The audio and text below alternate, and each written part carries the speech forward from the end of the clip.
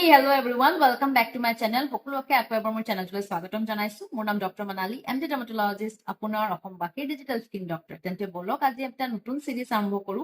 আপোনাৰ এটা প্ৰশ্ন, মোৰ দুটা উত্তৰ। জানক কি ভুল কি ঠিক, ফেক্ট ভাৰ্চেছ মিথ। তেন্তে আজিৰ প্ৰশ্নটোলৈ আগবাঢ়ি যাওঁ। এজন মানুহে মোক সুধিছে যে ছালৰ বয়স ৰখাবলৈ কোন ধৰণৰ ক্ৰীম ব্যৱহাৰ কৰাটো সঠিক। এন্টি এজিং ক্ৰীম এটা সাজেষ্ট কৰক। প্ৰথম কথা যে অকল এটা এন্টি এজিং ক্ৰীম লগাই যদি আপুনি ভাবিছে যে আপোনাৰ ছালৰ বয়স হোৱাটো আপুনি ৰখাব পাৰিব, তেন্তে এইটো আপোনাৰ ভুল ধাৰণা।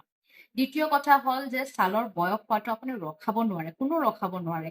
উই can't stop aging, we can delay it. আমি বয়স হোৱাটো অলপমান ডিলে কৰিব পাৰোঁ, পিছুৱাব পাৰোঁ, কিন্তু আমি ৰখাবতো নোৱাৰোঁ বয়স হোৱাটো।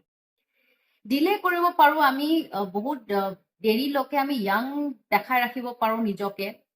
ছালৰ যিটো বুঢ়া হলে যিটো ছালত চাপ পৰে সেইখিনি আমি প্ৰিভেণ্ট কৰিব পাৰোঁ, কিন্তু তাৰ কাৰণে অকল এটা ক্ৰীমে যে কাম কৰিব সেনেকুৱা নহয়। মই কোৱা নাই যে আপুনি বহুত ধৰণৰ ক্ৰীম লগাব লাগে, বহুত দামী দামী ক্ৰীম লগালে আপোনাক কামত দিব, বা আপুনি 10 step skin care routine follow' কৰিব লাগিব, সেনেকুৱাও নহয়। কিন্তু এইটোও সঁচা যে অকল এটা ক্ৰীম যদি এন্টি এজিং ক্ৰীম লগাই যদি আপুনি ভাবিছে যে মেজিকেলি আপোনাৰ সমস্যাটো দূৰ কৰিব, সেইটো এটা ভুল ধাৰণা। কিয় মাল্টিপল ক্ৰীমছ লগাব লাগে, সেইটোৰ কাৰণটো কি, আহক সহজভাৱে জানো। Let's see what our dermatologist Dr. Manali has to say today. Usually after 30 বা 30 বছৰ বয়সৰ পিছত হয়তো আপুনি আপোনাৰ ছালত বহুত চেঞ্জেছ লক্ষ্য কৰিছে। স্কিনটো আগত যেনেকুৱা নেচাৰেল গ্ল' এটা আছিলে সেইটো কমি আহিছে, আৰু স্কিনটো আগতকৈ বেছি ডাল দেখা পোৱা গৈছে। এইটো কাৰণটো কি? Decrease skin cell turnover.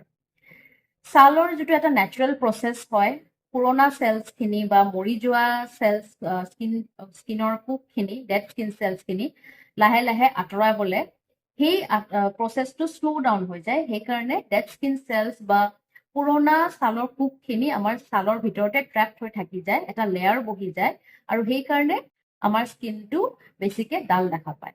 সেইটো কৰিবলৈ আমি এক্সফলিয়েণ্ট ইউজ কৰিব পাৰোঁ, যিটোৱে এই ডেড স্কিন চেলৰ লেয়াৰটো আঁতৰাব পাৰে। এক্সফলিয়েণ্ট বুলি ক'ব গ'লে ঢেৰ অপশ্যনছ আছে, বাট মই বৰ বেছিকে নিউমাৰাছ ইনগ্ৰিডিয়েণ্টছৰ কথা বা বহুত বেছি প্ৰডাক্টছৰ কথাও নকওঁ। কেইটামান মই চিম্পল আজি এটা দুটা ইনগ্ৰিডিয়েণ্টছে ক'ম, যিটো আপুনি স্কিন কেয়াৰ ৰুটিনত আপুনি ইনক্লুড কৰিব পাৰে। গ্লাইকলিক এচিড চেৰাম আপুনি ইনক্লুড কৰিব পাৰে আপোনাৰ স্কিন কেয়াৰ ৰুটিনত। সপ্তাহত 2 বা 3 বাৰ আপুনি ইউজ কৰিব পাৰে। বা আপোনাৰ স্কিনটো যদি বহুত চেঞ্চিটিভ হয়, তেতিয়াহ'লে আপুনি লেক্টিক এচিড বা মেণ্ডেলিক এচিড চেৰাম ইউজ কৰা ষ্টাৰ্ট কৰিব পাৰে। গ্লাইকলিক এচিড চেৰাম বহুত হাই পাৰ্চেণ্টেজত ইউজ কৰিব নালাগে, যেনেকৈ আজিকালি হোম পিলছত বহুত হাই পাৰ্চেণ্টেজ থাকে। আপুনি 6 to 7% আপুনি ইউজ কৰি চাওক আগতে। লাহে লাহে এবাৰ বা দুবাৰকেও আপুনি ষ্টাৰ্ট কৰক সপ্তাহত। লাহে লাহে আপুনি maximum twice a week use কৰিব পাৰে, but safely you can do twice a week 6 to 7% ফেচৰ কাৰণে। বহুত বেছি হাই পাৰ্চেণ্টেজত ঘৰত ইউজ নকৰিব। কিন্তু তাৰ আগতে ইম্পৰ্টেণ্ট কথা এটা হ'ল যে স্কিন কেয়াৰ ৰুটিন এটা আপুনি থাকিব লাগে। অকল যে আপুনি চেৰামটো এড কৰিলে আপোনাৰ ডেড স্কিন চেলছখিনি আঁতৰি গ'ল আৰু আপোনাৰ স্কিনটো গ্ল' দেখিব, সেনেকুৱা ভাবি পেলাই যদি আপুনি আৰম্ভ কৰে লগোৱা, তেতিয়াহ'লে এইটো ভুল হ'ব। প্ৰথমতে এটা বেছিক স্কিন কেয়াৰ ৰুটিন আপুনি ফ'ল' কৰক। যদি আপোনাৰ স্কিনৰ যত্নটো এটা ডিচিপ্লিন নাই, তেতিয়াহ'লে কাম নিদিব। স্কিন কেয়াৰ ৰুটিন বুলি ক'ব গ'লে ছানস্ক্ৰীনটো মেণ্ডেটৰী হয়, কাৰণ ছানস্ক্ৰীন এনেকুৱা নহয় যে অকল টেনিং আঁতৰাবলৈ বা কলা পৰাৰ পৰা বাচিবলৈ ছানস্ক্ৰীন লগোৱা যায়। সূৰ্যৰ পোহৰৰ পৰা আমাৰ স্কিনটো বহুত সোনকালে এজ হৈ আছে, সেইটো আপুনি গম পায়নে বাৰু? সূৰ্যৰ পোহৰ যিটো অতি বেঙুনীয়া ৰশ্মিৰ পৰা আল্ট্ৰাভাইলেট UVA ৰেটো ওলাই, সেইটো আমাৰ এজিংটো বহুত ফাষ্ট কৰি দিয়ে। সোনকালে আমাৰ স্কিনৰ কলাজেনখিনি বা স্কিনৰ যিখিনি গভীৰ অংশত বহুতখিনি ডেমেজ কৰে, আৰু স্কিনটো সেইকাৰণে সোনকালে বুঢ়া হৈ যায়। সেইটো প্ৰিভেণ্ট কৰিবলৈ আপুনি এটা ভাল ছানস্ক্ৰীন লগোৱাটো দৰকাৰ। এন্টি এজিং ক্ৰীম বুলি তেনেকুৱা অকল এটা ইনগ্ৰিডিয়েণ্ট নহয়, আপুনি মাল্টিপল ষ্টেপছ সেইকাৰণে ফ'ল' কৰিব লাগে বুলি কৈছোঁ। এটা গুড এক্সফলিয়েণ্ট, দ্বিতীয় হ'ল ছানস্ক্ৰীন, আৰু ফেচ ৱাছ বা ক্লিনজাৰ আপুনি ডেইলি ইউজ কৰিব লাগে। সেইটোতো এটা নেচাৰেল কথা। আপুনি স্কিন কেয়াৰ ৰুটিন যেতিয়া ফ'ল' কৰিব, ক্লিনজাৰটো সেইটোতো থাকিবই আপোনাৰ ৰুটিনত। সেইটো টুৱাইচ ডেইলি বা ওৱান্স ডেইলি আপোনাৰ স্কিন টাইপটো অনুযায়ী আপুনি ফেচ ৱাছ কৰিব। চেৰামটো সপ্তাহত এবাৰ বা দুবাৰ আপুনি এড কৰক, আৰু ছানস্ক্ৰীন ডেইলি লগাব।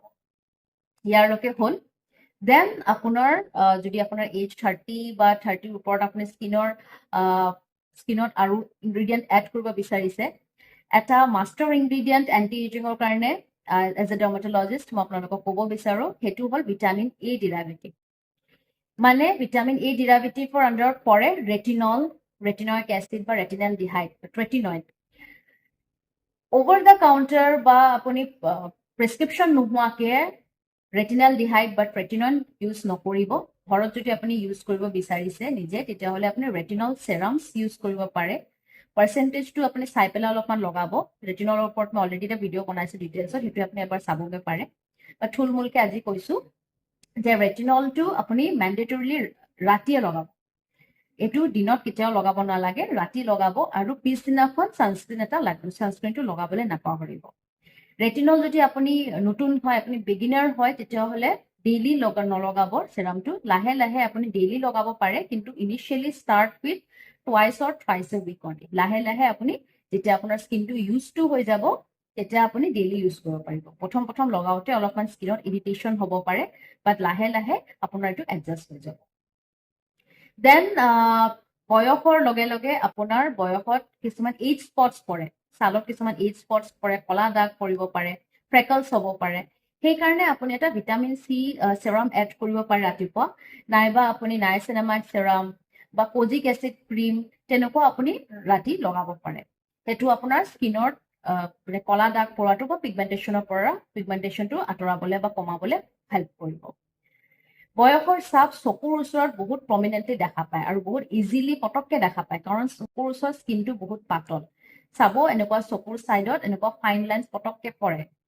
যদি বহুত বেছি একদম ডিপ ফাৰ'য়িং বা বহুত বেছি ডিপ লাইন্স পৰিছে, ডিপ ৰিংকলছ পৰিছে, তেতিয়াতো আমাৰ বেলেগ অপশ্যনছ বা ইনজেক্টিবলছ, বেলেগ ট্ৰিটমেণ্ট দৰকাৰ। কিন্তু আপোনাৰ যদি একদম পাতল এনেকুৱা ফাইন লাইন্স পৰিছে বা একদম আৰ্লি ষ্টেজত আছে, তেতিয়াহ'লে আপুনি এইটো ৰখাব পাৰে আৰু চকুৰ কাৰণে আপুনি আণ্ডাৰ আই ক্ৰীমছ লগোৱাটো ষ্টাৰ্ট কৰক। আণ্ডাৰ আই ক্ৰীমছ, এণ্টি এজিং আণ্ডাৰ আই ক্ৰীমছ আপুনি ৰাতিপুৱা ভাগত আপুনি পেপটাইড বেছ এণ্টি এজিং আণ্ডাৰ আই ক্ৰীম ইউজ কৰিব পাৰে, নাইবা আপুনি ৰাতি ৰেটিনল বা আণ্ডাৰ আই ক্ৰীমছো আজিকালি পোৱা যায়, সেইটো আপুনি লগোৱা ষ্টাৰ্ট কৰিব পাৰে। অকল এটা ষ্টেপে নহয়, সেইকাৰণে ক'লো মই চকুৰ যত্নটো ল'বলৈ, চকুৰ ওচৰ পাজৰে স্কিনৰ যত্নটো ল'বলৈ আণ্ডাৰ আই ক্ৰীমৰ দৰকাৰ। এজ এ হ'ল আপোনাৰ ডেইলি ইউজৰ কাৰণে ছানস্ক্ৰীন এটা দৰকাৰ, ফেচ ৱাছ ক্লিনজাৰ এটা দৰকাৰ, সপ্তাহত আপুনি এক্সফলিয়েণ্ট এটা দৰকাৰ, আৰু most important মইশ্চাৰাইজাৰ। স্কিনৰ আমাৰ নৰ্মেলি হাইলুৰনিক এচিডটো নিজে নিজে চিক্ৰেট হয় বহুত মাত্ৰাত, বাট যেতিয়া আমাৰ এজ হৈ যায়, তেতিয়া আমাৰ লাহে লাহে স্কিনৰ হাইলুৰনিক এচিডৰ মাত্ৰাটো কমি আহে। সেইকাৰণে আপুনি এটা মইশ্চাৰাইজাৰ লগাব লাগে, হাইলুৰনিক এচিড থকা আপুনি মইশ্চাৰাইজাৰ আপুনি ইনক্লুড কৰিব পাৰে।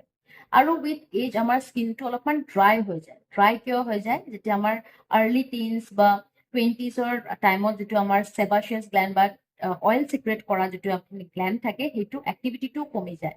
সেইকাৰণে লাহে লাহে আমাৰ স্কিনটো ড্ৰাই হৈ যায়। সেইকাৰণে মইশ্চাৰাইজাৰ ইজ মেণ্ডেটৰী। মইশ্চাৰাইজাৰ আপুনি লগাবই লাগে, আৰু এটা ভাল সঠিক ইনগ্ৰিডিয়েণ্টছ থকা মইশ্চাৰাইজাৰ আপুনি ইনক্লুড কৰক। এইখিনি যদি কৰিব পাৰে এইটো আপোনাৰ বয়সৰ চাপটো সোনকালে পৰাৰ পৰা বচাব পাৰে। বয়স হোৱাটো ৰখাব নোৱাৰে যদিও আপুনি বহুত দেৰিলৈকে, বহুত এটা দীঘলীয়া এজৰ বহুত বেছি এজৰলৈকেও আপোনাৰ স্কিনটো বহুত য়ংগাৰ দেখা পোৱা যাব পাৰে, ৰিলেটিভ টু আদাৰ পিপল যোনে স্কিন কেয়াৰ ৰেজিম বা anti aging skin care routine follow' নকৰে। আশা কৰোঁ মোৰ ভিডিঅ'টো আপোনালোকে ভালে পাইছে, আৰু যোনে এই প্ৰশ্নটো সুধিছে, তেওঁলৈও মই ভাবিছোঁ যে মই ভালকে আপোনাক এনচাৰ কৰিব পাৰিছোঁ। যদি ভাবিছে আপুনি পাৰিছোঁ, তেতিয়াহ'লে প্লিজ লাইক কৰিব আৰু শ্বেয়াৰ কৰিব মোৰ ভিডিঅ'টো। মই আকৌ আহিম আৰু এটা প্ৰশ্ন লৈ আপোনাক ফোন কৰিম। Till then, stay safe, take care and good night.